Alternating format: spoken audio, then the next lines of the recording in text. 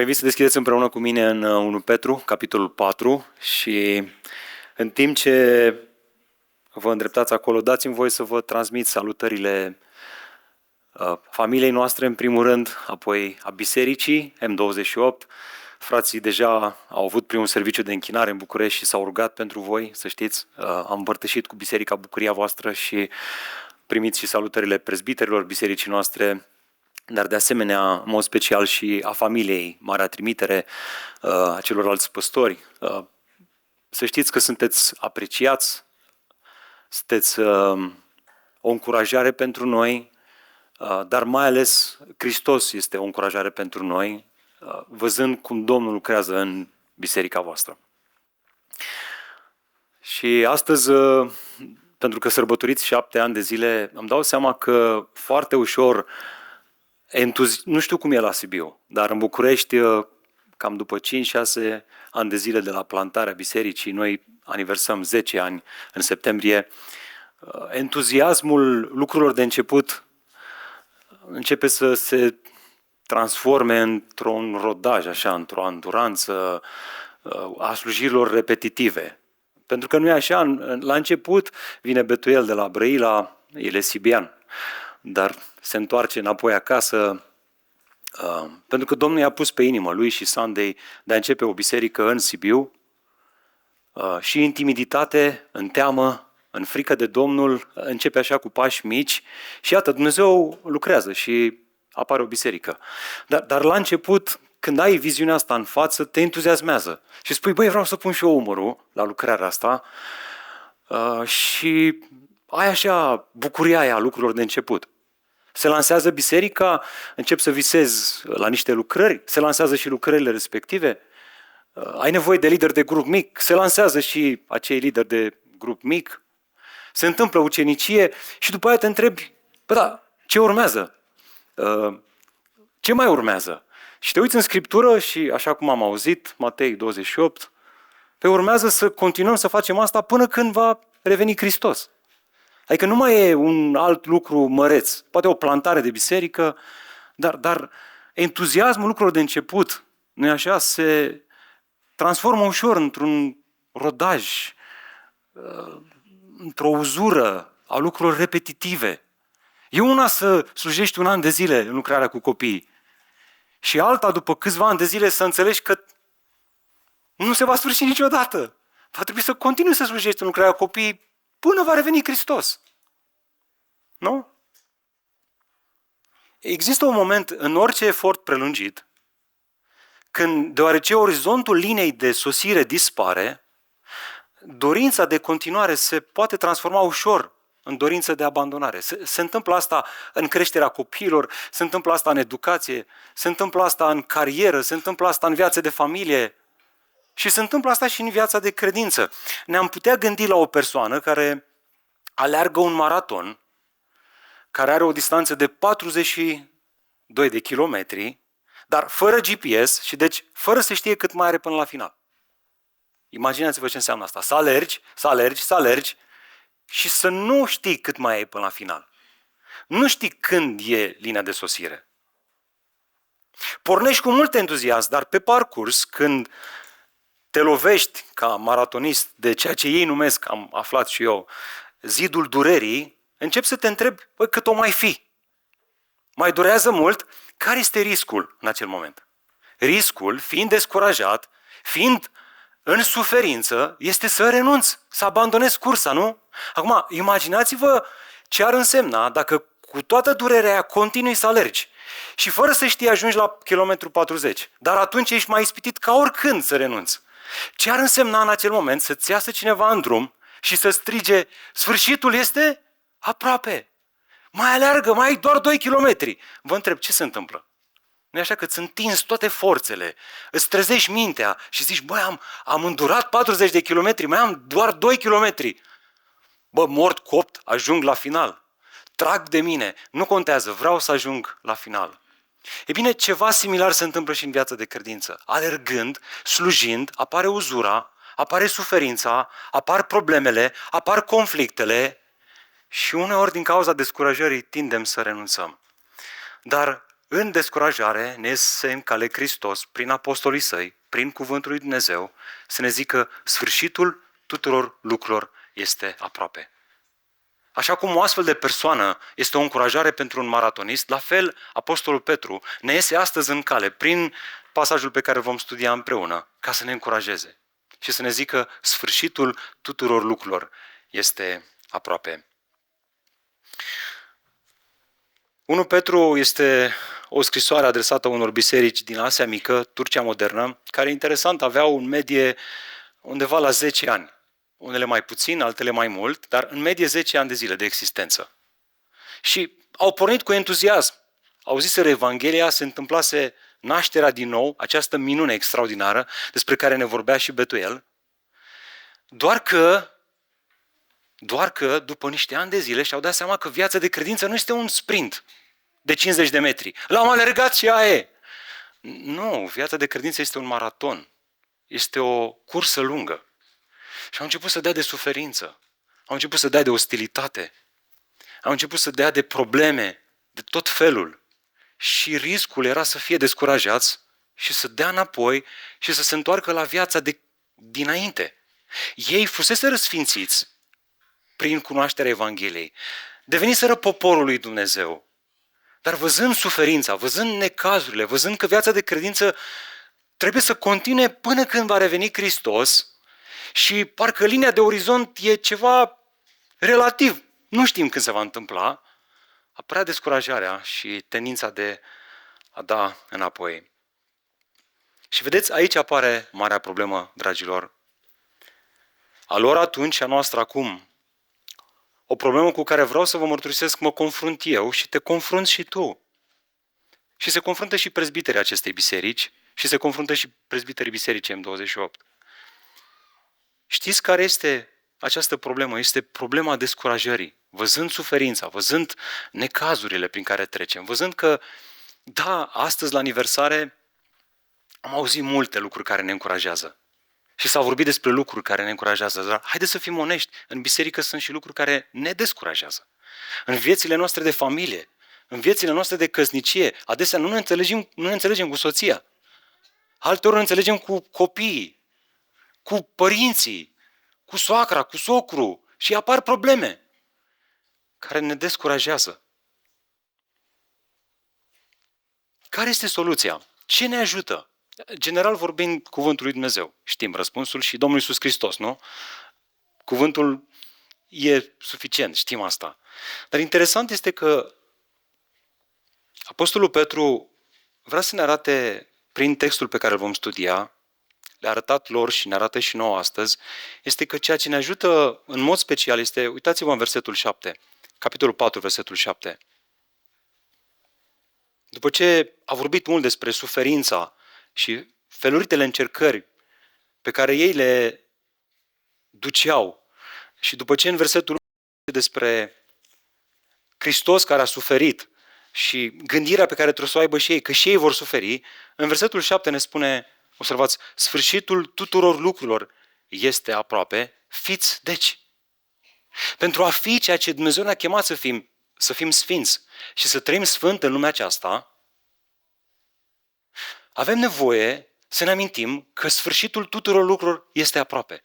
Avem nevoie de această persoană care să ne iasă în cale și să ne strige, nu renunța, nu abandona. Sfârșitul tuturor lucrurilor este aproape. Continuă să alergi, continuă să trăiești sfânt chiar dacă suferi. Continuă să trăiești pentru slava lui Dumnezeu chiar dacă ai parte de încercări. Avem nevoie de acest adevăr. Un adevăr pe care, să fiu sincer cu voi, eu nu mă gândesc la el în fiecare zi. Deși ar trebui. Pentru că el ne alimentează. Iată ideea centrală a acestui mesaj. Deoarece sfârșitul tuturor lucrurilor este aproape, suntem încurajați să nu renunțăm la a trăi sfânt, deși avem parte de suferință. Și mă rog Domnului în dimineața aceasta, în primul rând pentru inima mea, dar și pentru inima voastră, că acest adevăr al vremurilor din urmă, al faptului că toate se vor sfârși, să devină proaspăt, atât de proaspăt în inimile noastre, încât să continuăm, chiar dacă nu mai e acel entuziasm de început. să continuăm să slujim pe Domnul și să trăim sfânt și să arătăm caracterul lui Hristos, chiar dacă avem parte de încercări. Și astfel să fim o binecuvântare pentru alții. Te spune amin la asta? Sper că da. Haideți să citim pasajul din dimineața aceasta, să vedem ce spune Apostolul Petru. Citim de la versetul 7 până la versetul 11. Sfârșitul tuturor lucrurilor este aproape. Fiți deci cumpătați și treji în vederea rugăciunii.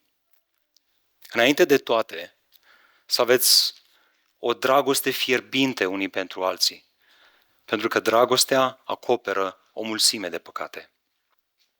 Fiți ospitalieri unii cu alții, fără nemulțumire, ca niște buni administratori ai harului felurit al lui Dumnezeu, fiecare să slujească pe alții potrivit cu darul pe care l-a primit. Dacă cineva vorbește, să facă acest lucru ca și cum ar rosti cuvintele lui Dumnezeu. Dacă cineva slujește, să slujească după puterea pe care i-o dă Dumnezeu, pentru ca Dumnezeu să fie glorificat în toate, prin Iisus Hristos, ale căruia sunt gloria și puterea în vecii vecilor. Amin. Amin. Întrebarea cu care aș vrea să ne apropiem de acest text, să plonjăm în acest text, este asta. Cum ne încurajează perspectiva sfârșitului tuturor lucrurilor să trăim în sfințenie? Sau dacă vreți, să continuăm în sfințenie. Să nu abandonăm chemarea pe care ne-a dat-o Dumnezeu, de a trăi sfânt, de a-L reflecta pe Domnul Iisus Hristos. E bine, când mă uit în acest text, văd 3 adevăruri pe care, dacă aveți posibilitatea să vi le notați, vă rog să vi le notați și să meditați săptămâna asta la ele. Mai întâi, Petru ne arată că perspectiva sfârșitului ne disciplinează mintea. De aici pornește totul. De la o gândire disciplinată, sănătoasă, dacă vreți. Uitați-vă cu mine în versetul 7. Sfârșitul tuturor lucrurilor este aproape. Asta este afirmația. Consecința, fiți deci cumpătați și treji în vederea rugăciunii. Exclamația asta, sfârșitul tuturor lucrurilor este aproape, domină pasajul pe care tocmai l-am citit. Și este foarte importantă, deoarece noi, credincioșii, tindem să uităm asta. Noi tindem să trăim aici și acum. Și Petru spune, hei, noi am fost născuți din nou la o viață veșnică. Trăiți prezentul în lumina veșniciei. Dar, vedeți, nouă ni se pare că sfârșitul este atât de departe și întârzie să se întâmple. Vorba aia, au trecut mai bine de 2000 de ani de când Iisus a promis că va reveni. De când au fost scrise aceste texte. Ce sfârșit aproape vorbești, frate? Că de 2000 de ani tot așteaptă creștinătatea revenirea lui Hristos și nu mai revine. Nu la întâmplare, în a doua sa scrisoare, Petru s-a simțit nevoit să clarifice ce avea el în minte când spunea sfârșitul tuturor lucrurilor este aproape. Ce avea în minte? Ascultați ce spune el, prea iubiților, nu ignorați faptul că pentru Domnul o zi este ca 1000 de ani. Iar 1000 de ani ca o zi. Domnul promisiunii însă nu întârzie, așa cum înțeleg unii întârzierea, ci este răbdător față de voi. El nu dorește ca vreunul să piară, ci dorește ca toți să ajungă la pocăință. Însă ziua Domnului, ziua aceea, când toate se vor sfârși, va veni ca un hoț. Vedeți, pentru Petru, cuvântul aproape era ceva ce însemna se poate întâmpla oricând. Astăzi, în timp ce ne deplasăm înspre iarbă verde, se poate întâmpla sfârșitul tuturor lucrurilor. Crezi asta? Oricând, într-o clipită. Asta, așa înțelegea el aproape. Aproape nu însemna peste 3 zile, ci oricând. Așa definea el termenul aproape. Ca un soț, ca un hoț, iertați-mă, ca un hoț, mai sunt și soții hoți, ca un hoț care vine pe neașteptate. Ce face un proprietar care aude că hoții îi poate sparge proprietatea? Ce face? Primul lucru pe care îl face, schimbă gândirea. Devine vigilent, devine alert. El zice, hai să vedem ce măsuri pot să iau ca să-mi protejez proprietatea. Dacă nu crede asta, rămâne nepăsător. Dar dacă crede asta, va gândi diferit. Iar gândul acesta îl disciplinează, îl face să ia în considerare lucruri pe care altfel nu le ia în considerare. Din acest motiv, Petru continuă în versetul 7, a doua parte, fiți deci cumpătați și treji în vederea rugăciunii. Și prin aceste cuvinte aș vrea să vă arăt mintea disciplinată de sfârșit. Asta ne arată Petru aici, mintea disciplinată sau sănătoasă sau însănătoșită în perspectiva sfârșitului. Petru vrea să vedem că mai întâi aceasta este o minte sănătoasă. Uitați-vă în text. Textul spune fiți deci cumpătați. Sensul original este chiar acesta, o minte sănătoasă. O gândire care nu ia în calcul sfârșitul tuturor lucrurilor, ascultați cu mare atenție, este o gândire bolnavă,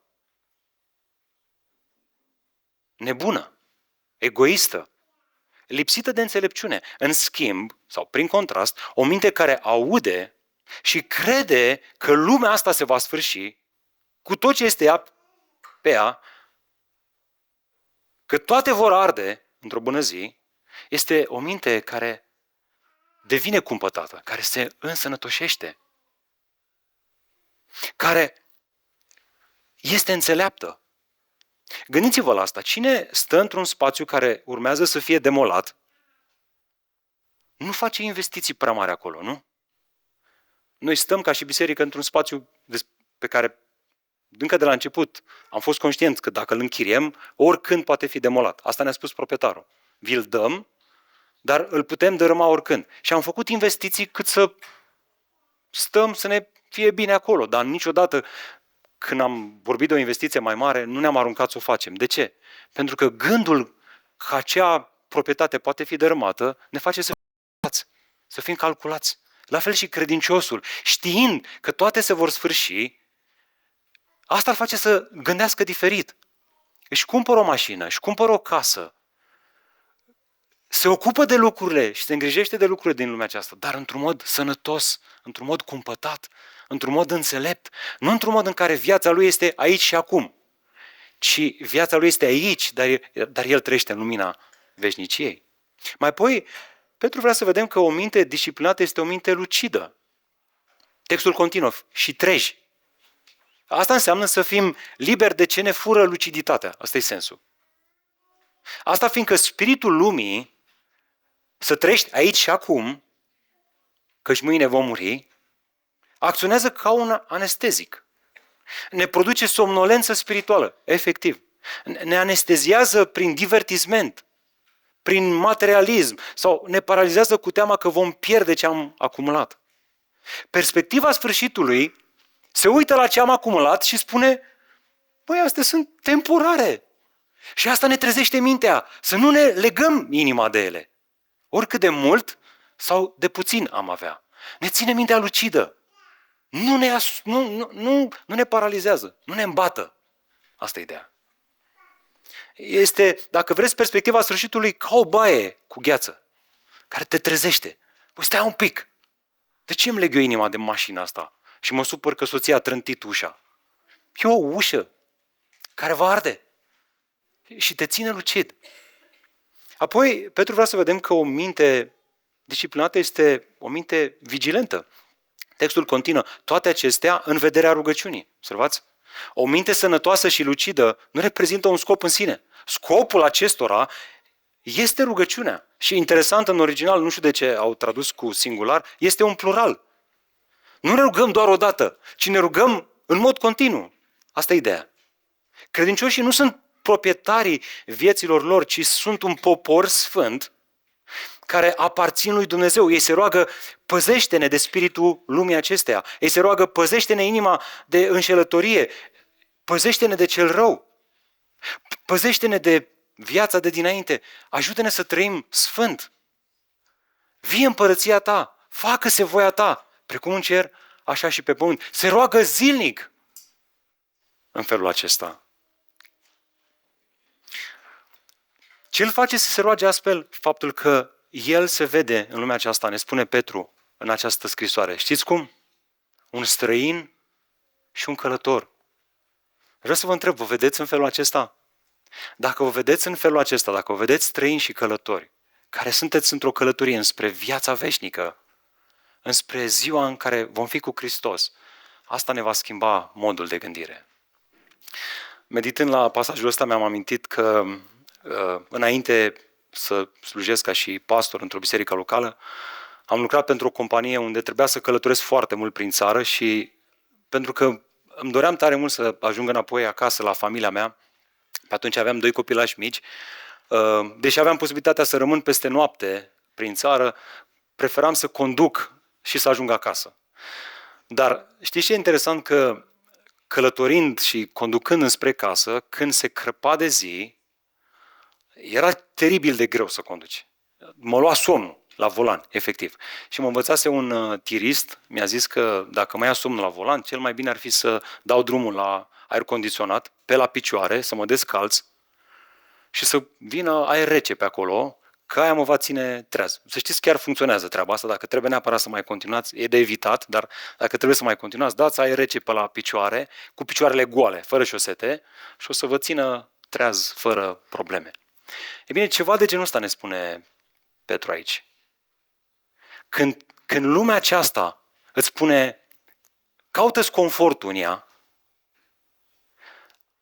perspectiva sfârșitului este ca un aer rece care îți vine la picioare și îți trezește mintea și îți amintește, stai puțin, că eu sunt străin și călător în lumea aceasta. Dragilor, prin întruparea și prin moartea și învierea lui Hristos s-a cărpat de zi în istoria omenirii. Deja s-a făcut lumină, chiar dacă nu într-un mod deplin. Cert este că următorul mare eveniment este revenirea lui Hristos, ziua Domnului, ziua cea mare. În această perioadă de timp, până atunci, de așteptare, noi credincioșii suntem chemați să rămânem alerți, vigilenți, lucizi. Și atunci când ni se pare că Iisus întârzie, trebuie să ne amintim că El nu întârzie, ci El este răbdător, este plin de har. Mai lasă ușa harului deschisă. Să vină copiii săi la credință. De asta întârzie. Și ar trebui să ne bucurăm, chiar dacă suferim, așteptând revenirea lui Hristos. Dar perspectiva sfârșitului ar trebui să ne facă să ne gândim diferit. Să ne disciplineze mintea și să nu ne mai căutăm confortul în lumea aceasta. Să nu mai... Om sunt și eu, fraților. Și îmi plac și mie lucruri din lumea aceasta. Și mâncarea, Thermomix n-avem, dar mă gândesc că o fi tare și ăla.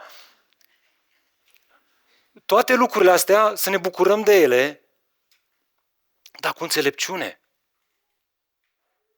Într-un mod sănătos, într-un mod cumpătat, într-un mod în care noi să iubim revenirea Domnului, să așteptăm revenirea Domnului. Unii, auzind asta, simt cum le îngheață inima. Ei se gândesc dacă totul stă să se sfârșească, dacă vine judecata și eu sunt responsabil să-mi disciplinez mintea și să rămân treaz, este foarte teamă că voi ațipi la volan și voi fi găsit de Iisus probabil într-o râpă. Pentru că nu mă pot ține treaz. Repede mă ia flama lumii acestea. Dragul meu, ceea ce spune Petru aici nu este un manual de panică. Da, ambele scrisori pe care le scrie Petru, și 1 și 2 Petru, au menirea să ne trezească mintea. Ne spune el în 2 Petru, capitolul 3. El zice, vă scriu aceste lucruri ca să vă trezesc mintea, să rămâneți lucizi, treji, să vegheați, să fiți cumpătați. Dar nu este un manual de panică ce spune Petru aici. Ci este un manual de credință. Ne-am mai întâlnit deja în 1 Petru cu expresia sfârșitul tuturor lucrurilor în capitolul 1. Ascultați ce spunea Petru acolo. Frații mei, ascultați ce spunea Petru acolo și luați aproape de inima voastră aceste cuvinte. El spunea, voi sunteți păziți de puterea lui Dumnezeu prin credință pentru mântuirea care este gata să fie descoperită în vremea de pe urmă. Noi suntem responsabili să rămânem treji. Noi suntem responsabili să ne disciplinăm mintea. Dar nu ca să fim mântuiți, ci pentru că deja suntem mântuiți. Nu ca prin puterea noastră în ziua aceea să primim răsplătirea, ci pentru că deja Hristos a plătit, a îndurat în locul nostru, a murit în locul nostru. Asta am sărbătorit. Gândul că în ziua aceea sigur suntem păziți de puterea lui Dumnezeu, sigur vom avea viață veșnică, este ceea ce ne disciplinează mintea. Este ceea ce ne face să o așteptăm cu mai multă speranță, cu mai multă bucurie, cu mai mult drag. Vedeți, sfârșitul tuturor lucrurilor nu este un eveniment care să-i producă anxietate credinciosului. El este convins că puterea lui Dumnezeu, desfășurată la cruce, îl va păzi în ziua aceea. Gândul că sigur îl va vedea și îl va auzi pe Hristos spunând, bine, rob și credincios, intră în bucuria stăpânului său, îl ține treaz, mă ține treaz, te ține treaz. Teologii au numit vremurile din urmă doctrina escatologiei. Eschatos, care înseamnă de pe urmă, și logos, care înseamnă învățătură. Această învățătură este studiul lucrurilor de pe urmă. Și sunt ferm convins că fiecare dintre voi ați auzit o grămadă de diagrame, perspective, cum e, cu mileniu, cum stau lucrurile la final. Calcule, profeții, scenarii. Aș vrea să observăm că pentru Petru escatologia nu era atât de mult o schemă complicată care să producă confuzie și frică, ci pentru el învățătura lucrurilor finale era o încurajare, era un îndemn. Măi, stați fermi, stați neclintiți, ziua revenirii lui Hristos, sfârșitul tuturor lucrurilor este aproape. Iar Hristos, prin moartea și învierea sa, vă păzește de mânia Tatălui din ceruri, pentru că a căzut asupra Lui și aveți garanția vieții veșnice. Trăiți cu gândul acesta în minte. Nu știu ce te face pe tine să ațipești la volanul vieții de credință, însă de azi înainte știi ce te ține treaz. Când simți că nu mai ai dragoste pentru frați, când simți că ți-e greu să îți trăiești viața de credință în sfințenie, perspectiva sfârșitului te ajută să-ți ții mintea trează. Să trăiești așa cum Hristos te-a chemat să trăiești într-un mod vretnic de Evanghelie. La întâmplare, textul continuă, trecând de la aspectul teologic, sfârșitul tuturor lucrurilor se poate întâmpla oricând, la câteva aspecte practice. Cum ne încurajează perspectiva sfârșitului să trăim în sfințenie în al doilea rând, ne arată Petru aici, interesant, ne întinde dragostea. Uitați-vă cu mine în versetul 8 mai întâi. El spune, înainte de toate, având în vedere ce v-am spus mai devreme, de toate, să aveți o dragoste fierbinte unii pentru alții. Dragilor, prin expresia asta, înainte de toate, Petru stabilește între noi credincioșii prioritatea absolută a dragostei. El nu face altceva decât să facă ceea ce a făcut și Pavel în 1 Corinteni. Acum deci rămân aceste trei, scria Pavel, credința, speranța și, spuneți voi, dragostea, dar cea mai mare dintre ele este dragostea. Mulțumesc, un copil. E atent. Aș vrea să vă întreb, nu vi se pare ironic? În timp ce unii au rupt părtășia, pentru că nu știu ce perspectivă teologică aveau ei pe vremurile din urmă, Petru zice, o perspectivă corectă a vremurilor din urmă nu ne face să rupem părtășia unii cu alții, ci ne face să ne iubim unii pe alții, să întindem dragostea unii față de ceilalți. Termenul tradus cu fierbinte provine dintr-un verb care înseamnă exact asta, a întinde. Ca atunci când mergi la sală și îți întinzi mușchii și făcând asta devin mai mari, mai puternici. Exact asta zice el. Să tensionezi dragostea. De ce este important acest detaliu? Deoarece autorii biblici ne învață că o dragoste fierbinte, dragilor, nu este un sentiment fierbinte. Ea este lucrarea Evangheliei în inimile noastre, deoarece dragostea, în mod ultim, este o persoană, Domnul Iisus Hristos, care, prin auzirea Evangheliei, prin credință, prin Duhul Sfânt, vine să locuiască în inima noastră. El ne dă puterea să ne întindem dragostea, pentru că El este dragostea care lucrează în noi și prin noi înspre alții. Discutăm despre o dragoste care nu cedează, nu pentru că avem noi o dragoste imensă, ci pentru că El locuiește în inimile noastre și ne dă putere să nu cedăm, să ne întindem dragostea. Să rezistăm. Să rezistăm la ce? Petru ne răspunde, textul continuă în versetul 8, a doua parte. Observați, pentru că dragostea acoperă o mulțime de, spuneți voi tare? Ce scrie acolo? Păcate.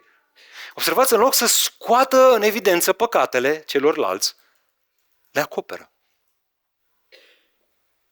Și sesizați sublinierea, acoperă câte păcate? Câte? O mulțime de păcate. Vă mai amintiți întrebarea pe care Petru o adresase lui Hristos? Doamne, am înțeles, trebuie să iert, dar de câte ori? De câte ori, Doamne, să-l iert pe fratele meu când va păcătui față de mine? Ce zici? Până la 7 ori? Dacă mi-aduc eu aminte bine, 3 era standardul. Și zice 7 ori, 7 ani de o glorie. Și ce zice Domnul Iisus Hristos? E foarte bine că ați plantat biserica de 7 ani și ați slujit cu credincioșie. Continuați de 7 ori câte 7 să vă iertați, să vă întindeți dragostea unii față de alții pe care Domnul îi are pregătiți să-i aducă aici, să audă Evanghelia. Petru a înțeles. Și vrea să înțelegem și noi. Dragostea adevărată nu ține scorul greșelilor. Nu notează, ci iartă. Știți cum? Așa cum și noi am fost iertați de Domnul Iisus Hristos. Printr-o singură jertfă toate păcatele trecute, prezente și viitoare. Bun, dar ce se întâmplă dacă nu facem asta? Răspunsul cred că este presupus în versetul 9. Ce se întâmplă dacă nu acoperim? Uitați-vă în versetul 9. Fiți ospitalieri unii cu alții, fără nemulțumire. Când ni se greșește, indiferent că discutăm despre un șef creștin, un soț creștin sau un slujitor de la biserică, dacă nu iertăm, părtășia este afectată. Aici vorbește despre iertarea între frați, unii altora. Cum? Cum este afectată părtășia? Foarte interesantă nuanța lui Petru. Uitați-vă în text. Nu neapărat prin faptul că nu mai suntem ospitalieri, ci prin faptul că o facem, dar cu nemulțumire. Adică cu cârtire. Pentru că n-am iertat. Noi continuăm din inerție să slujim, dar cârtim, comentăm. Ai văzut, mă, ce a făcut? L-am invitat la noi acasă, l-am slujit și la final comentăm. Ai văzut, nici nu mulțumesc, n-au zis. Păi noi ne-am chinuit să facem curat în casă, să pregătim mâncarea. Dar perspectiva sfârșitului corectează asta. Ea ne zice, sfârșitul tuturor lucrurilor este aproape. Fratele ăsta al tău ți-a greșit. Mai puțin timp în care ușa harului este deschisă. Scopul nostru este să spunem Evanghelia la cât mai mulți și să demonstrăm Evanghelia prin faptul că ne iubim unii pe alții. Nu avem timp de pierdut. Hai să ne iertăm unii pe alții, să acoperim o mulțime de păcate. Ne-am putea gândi la o echipă de fotbal care se luptă din greu să câștige un meci. Având în vedere că în minutul 90 se fluieră finalul partidei, jucătorii nu au timp de pierdut. Ei se mai ceartă, dar teoretic n-ar trebui să se certe. Și dacă se apucă să se certe, băi, mi-ai greșit pasea! O să intervină mai întâi capitanul și apoi o să intervină antrenorul, o să strige la ei și o să zică, băi, iertați-mă că eu zic ca la București, băi, nu știu dacă e adecvat aici, măi, mai sunt 10 minute până la final, hai să câștigăm și noi partida asta. Ne certăm după aia, dar după aia nu mai e loc, că în cer nu o să ne mai certăm. Cam așa este și în cadrul bisericii. Fluierul de final poate suna oricând. Și îl avem pe marele antrenor al oilor, Domnul Iisus Hristos, care ne spune, așa cum eu v-am iertat, iertați-vă și voi unii pe alții. Așa cum eu am plătit și am suferit ca să acopăr greșelile voastre. Plătiți și voi, suferiți și voi, fiți voi părtași suferințelor mele și confirmați iertarea mea, puterea iertării mele în dreptul fraților voștri. Intervin capitanii, prezbiterii, vin și ei, mediază. Măi, iertați-vă unii pe alții. Hristos v-a iertat. Dați mai departe harul acesta. Ca să protejăm unitatea bisericii, trebuie să ne întindem dragostea, fraților. Și asta ne costă. Dar e ok. Hristos ne dă puterea să facem asta. Acum cineva ar putea spune, frate, eu cred că am înțeles, o să acopăr greșelile, bine, o să fac asta, dar nu cred că mai sunt dispus să-i primesc pe X, Y, Z în casa mea, în mașina mea, în portofelul meu. Pur și simplu. îl iert, dar îl țin minte, cum s-ar zice. Dacă ne gândim astfel, trebuie să înțelegem contextul istoric în care se aflau cititorii lui Petru. În acele zile, întâlnirile bisericii aveau loc în case. Ei nu aveau luxul clădirilor de biserică așa cum avem noi astăzi. Asta înseamnă, fiți atenți, că săptămână de săptămână cineva trebuia să-și deschidă casa pentru zeci de oameni. Gazda putea să aibă anumite nemulțumiri față de cineva din biserică, dar dacă își deschidea casa, trebuia să-i primească pe toți. Fie că îi simpatizau sau nu. Sau invers, poate că un frate avea o nemulțumire față de gazdă. Și era duminică, trebuia să vină la părtășie cu frații și trebuia să intre în casa lor, fie că avea sau nu nemulțumiri. Mai mult, misionarii care veneau în zonă nu puteau să se cazeze în hanuri, un fel de pensiuni în zilele noastre, fiindcă acestea erau în acele zile asociate cu imoralitatea. Și atunci singura lor soluție era ospitalitatea fraților.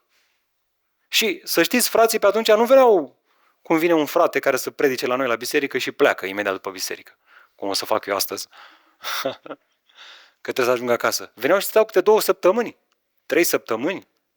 Pavel a stat și luni de zile, ani de zile. Și erai ospitalier, primeai un misionar și nu mai pleca. La început era frumos, dar după aia era înghesuială. Și aveai cârtiri, aveai nemulțumiri, aveai motive să comentezi cu soția. Bă, da, asta nu mai se simte și el. Ei, în astfel de momente e nevoie să-ți întinzi dragostea. Dragostea asta fierbinte, să o manifesti, chiar dacă suferi. La fel ar trebui să facem și noi, frații mei. De câteva aplicații practice. Unii dintre noi cred că ne confruntăm cu diferite forme de sentimentalism. Așa am numit eu.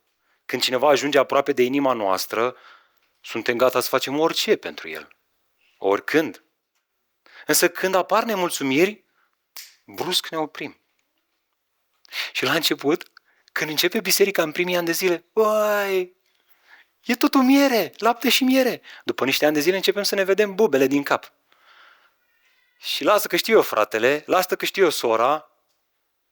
Și brusc dintr-o dată, ceea ce la început nu era așa, acum nu mai suntem gata că avem nemulțumiri. Și Petru zice, atunci e momentul, în perspectiva sfârșitului tuturor lucrurilor, să-ți întinzi dragostea. Atenție, asta nu înseamnă că nu vom avea afinități. Iisus s-a rugat cu 3 din ucenici și unul punea capul pe pieptul său. Dar fiți atenți, Domnul Iisus Hristos le-a spălat picioarele tuturor. Pentru că în mod ultim, voia Tatălui, cei pe care Tatăl îi dăduse Fiului, a fost criteriul prin care a decis pe cine să iubească. Nu sentimentele sale, nu afinitățile sale în umanitatea sa. Gândiți-vă la asta. Tot la fel, și noi suntem chemați să avem o dragoste fierbinte față de toți membrii bisericii, despre care prezbiterii bisericii spun, recunoaște mărturia credinței lor. Câtă vreme prezbiterii bisericii spun, recunosc mărturia credinței în dreptul acestui frate, chiar dacă avem mustrări față de el, chiar dacă avem discuții cu el, noi trebuie să-l iubim și trebuie să ne întindem dragostea față de el. Ca și frate. Și când prezbiterii hotărăsc, nu mai putem să-i primim mărturia credinței, noi trebuie să continuăm să-l iubim ca un necredincios care are nevoie să audă Evanghelia și să pocăiască. Alții cred că ne confruntăm cu boala arhivării, m-am gândit eu. Păstrăm păcatele celorlalți în dosare bine arhivate. Noi suntem capabili să spunem ce ne-a greșit fratele în anul 2021 la masa de Crăciun. N-am uitat. Știm ca și cum s-ar fi întâmplat astăzi acel moment. Noi iertăm, dar nu uităm. Așa îmi zicea tata. Când îi ceream iertare lui tata că mai greșeam, ziceam, tata, te rog, iartă-mă. Vreau să scap de consecințe. Și tata îmi zicea, băiete, te iert, dar te țin minte. Și eu eram ceva de genul, da, mulțumesc. Așa iertare mai bine nu. Alții ne confruntăm cu mormăiala. Poate că manifestăm iubire, slujim, suntem ospitalieri,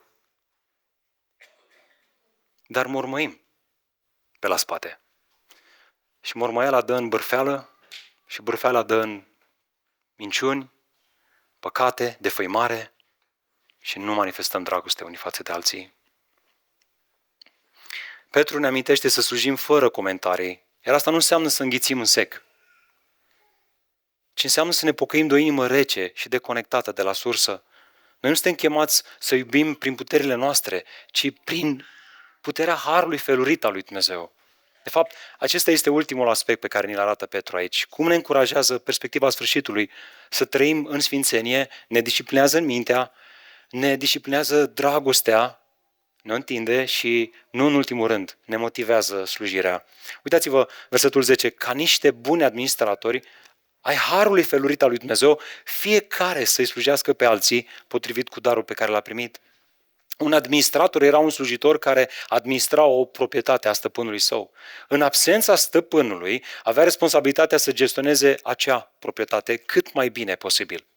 Când gândul că stăpânul putea să vină oricând, pe atunci nu era, WhatsApp location, știi? Vezi să apropie stăpânul, băi, hai, mobilizați-vă, ne punem pe poziții.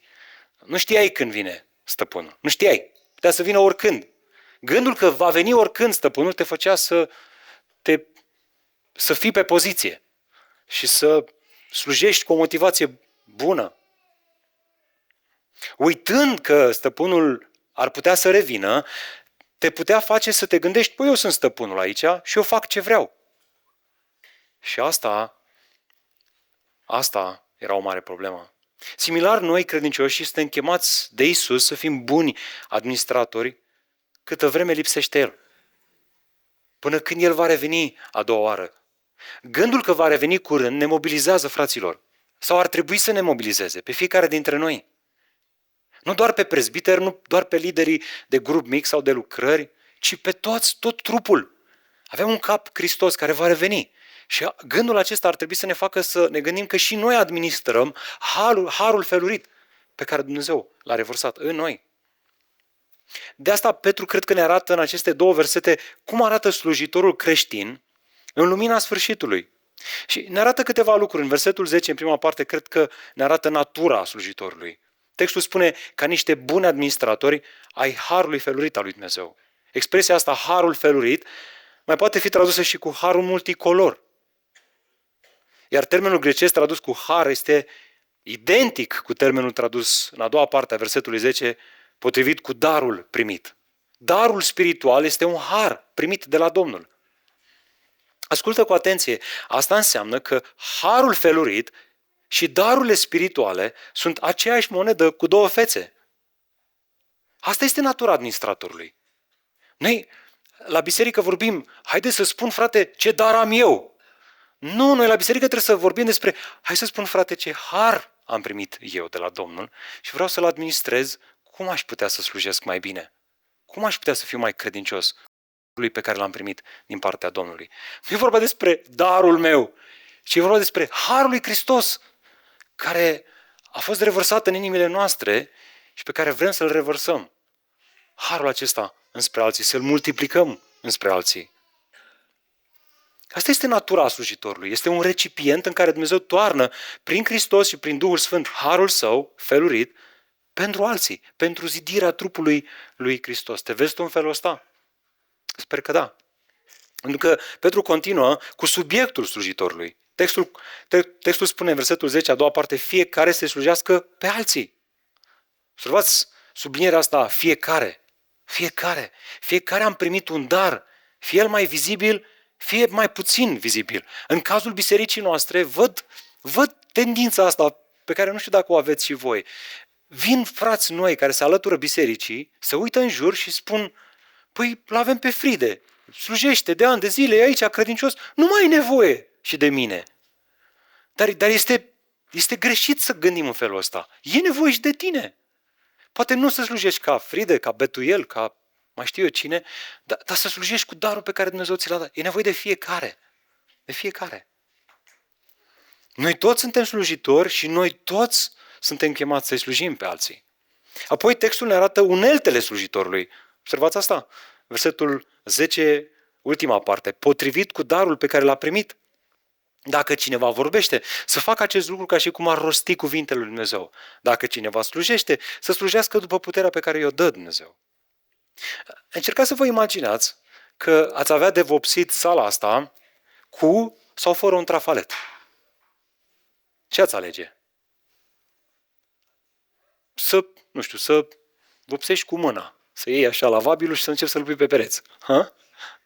Că cam asta e diferența. Să slujești prin har sau fără har. Harul este trafaletul, ni l-a dat Domnul. Este lucrarea lui Hristos în inima noastră. Și noi prin har nu doar devenim credincioși, așa cum am auzit, ci rămânem credincioși. Noi prin har suntem slujiți și prin har slujim. Uneltele de a sluji sunt date de Hristos. Asta este extraordinar. În epistolele lui Pavel, ne amintim, ne sunt oferite liste cu aceste daruri spirituale sau haruri. Petru însă împarte toate darurile în doar două mari categorii. Daruri de vorbire și daruri de slujire. Observați asta în text, da? Dacă ai darul învățării, al îndemnării sau al consilierii, să-i sfătuiești pe alții unul la unul, ești la secțiunea vorbire, așa spune Petru. Dar dacă ai darul dărniciei, milei, administrării, ajutorării practice, frații aia care o să ia cutiile și mesele de trebuie duse acum la final, ești la secțiunea slujire, ți-ar spune Petru.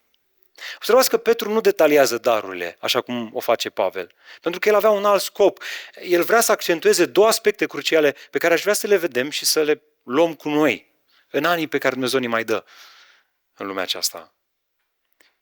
Primul aspect este acesta, darurile spirituale care implică vorbire. Frații mei, ascultați cu mare atenție. Darurile spirituale în cadrul bisericii care implică vorbire, fie că discutăm despre învățători, profeți sau consiliere biblică, priviți versetul 11. Trebuie să facă acest lucru ca și cum ar rosti ce? Cuvintele lui Dumnezeu. Cu alte cuvinte, iertați-mă, o să o zic așa ca la București, nu ne interesează părerea ta. Nu ne zidește părerea ta. Părerea ta este părerea Scripturii? Da, atunci mă interesează. Nu știu dacă e părerea Scripturii. Atunci du-te, verifică și îți dăm părerea Scripturii. Pentru că ea mă zidește, ea mă sfințește, ea mă curățește, ea îmi ține mintea trează. Amin?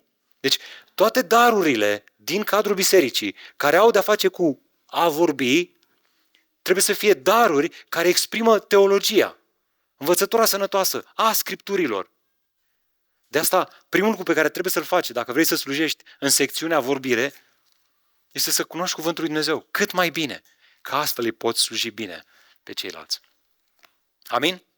Apoi, al doilea lucru pe care vrea să-l vedem Petru aici este un aspect crucial și anume este legat de darurile spirituale care implică slujirea faptică.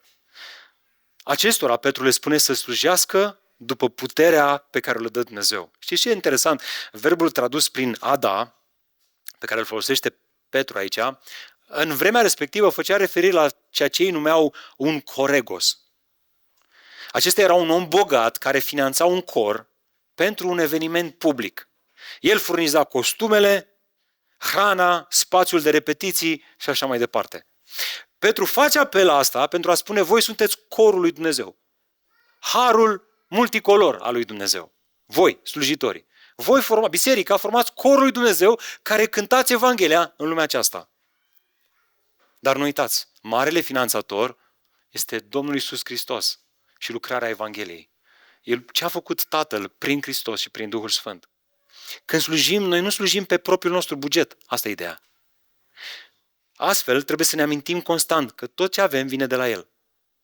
Și când simțim că nu mai avem energie, că nu mai avem putere, trebuie să ne rugăm. Doamne, Tu ești bogat, finanțează Tu și slujirea de astăzi. Și de săptămâna viitoare, și de luna viitoare, și de anul viitor. Și cât o să mai îngădui Tu. Astfel, Petru încheie vorbind despre motivația slujitorului. Ia uitați-vă, de ce toate astea? Pentru ca Dumnezeu să fie glorificat în toate, prin Iisus Hristos, ale căruia sunt slava și puterea în vecii vecilor. Amin. Dragilor, testul final al oricărui slujitor, indiferent de darul primit sau slujirea în care este implicat, este acesta. Cine primește aplauzele? Cine este glorificat? Cine primește aplauzele în slujirea pe care o faci? Testul final este ca Hristos să fie glorificat, Tatăl să fie glorificat, Evanghelia să fie vizibilă.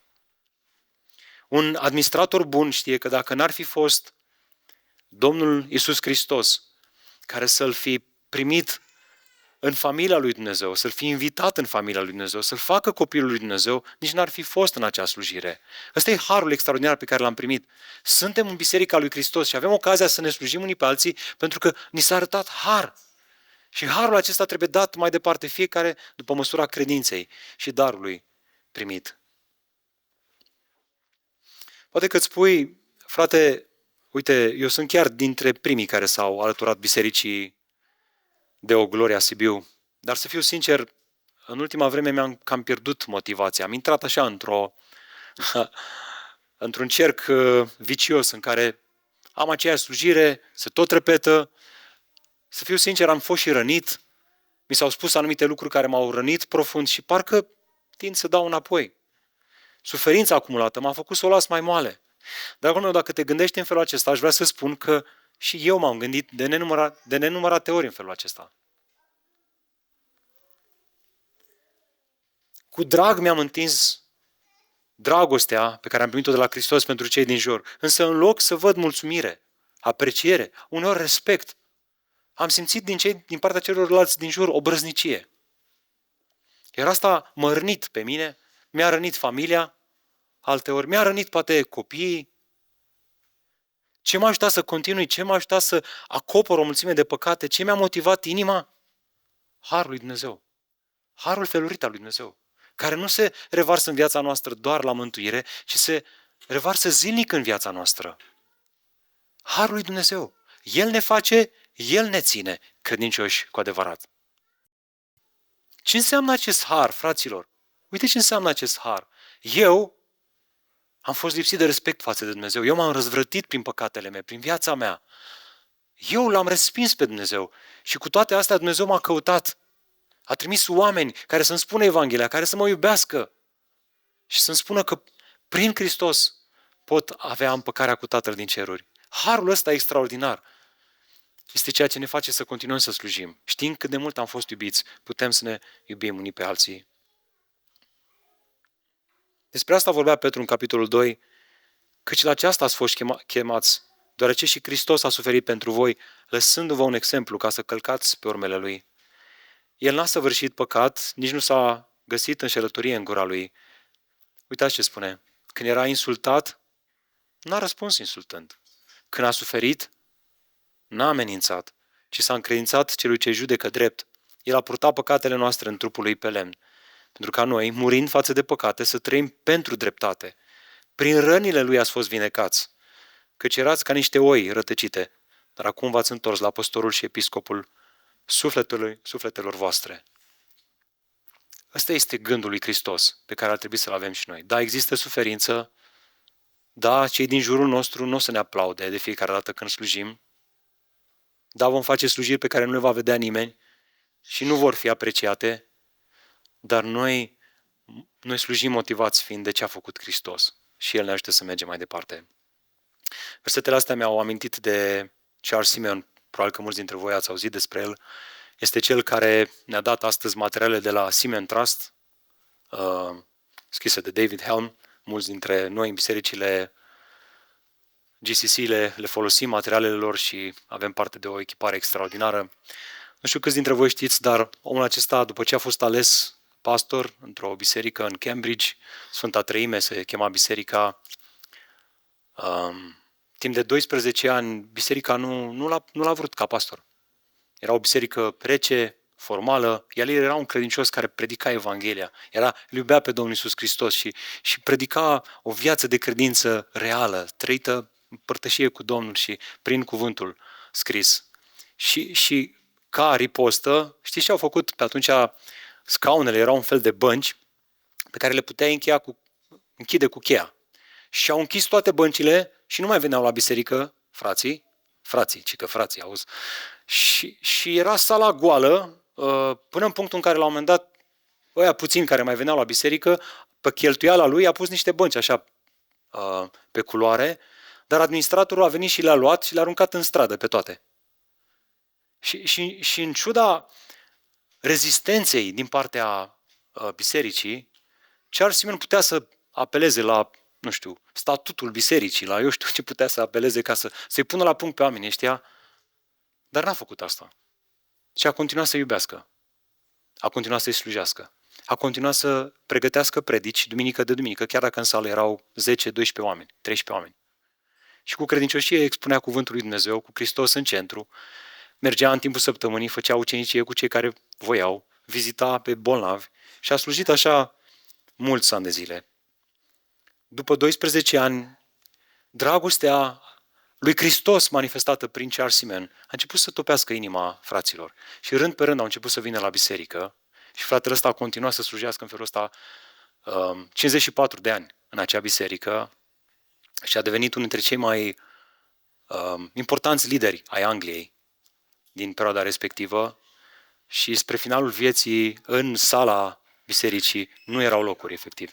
Era plin. Cum e la voi astăzi, în dimineața asta aici? Iată ce spunea Charles Simeon spre finalul vieții sale. Citez. Nu mă uit la ceea ce este acum. Ce? O sală plină și o biserică frumoasă. Ci privesc la sfârșitul tuturor lucrurilor. În scurta vreme voi sta în fața scaunului de judecată al lui Hristos și singurul lucru care va conta atunci va fi dacă i-am fost credincios. Când îl voi vedea pe Iisus față în față, toate aceste suferințe de care am avut parte vor părea doar o clipă trecătoare în lumina gloriei sale. Dragul meu, la asta te invit și pe tine în dimineața aceasta, să privești la Domnul Iisus Hristos și să fii încurajat de faptul că El va reveni, El nu va întârzia.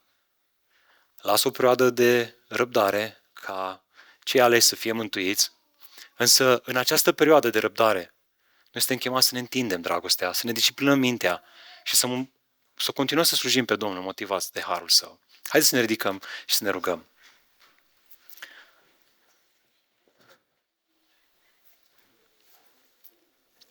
Tată, îți mulțumim dimineața aceasta pentru